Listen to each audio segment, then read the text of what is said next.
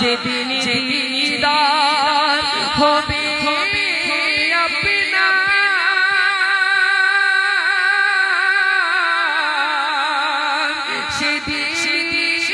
সেদিন হবে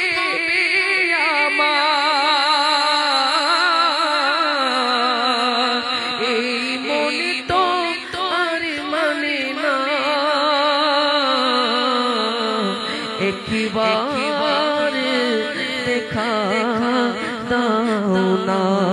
হে রাসূল তোমায় ভালোবাসি অন্তরে শুধুই মুখে নয়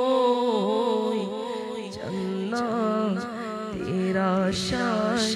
নয় হে রাসূল জাহান্নাম কেউ দূরে আসসালামু আলাইকুম সবাই বলি মারহাবা।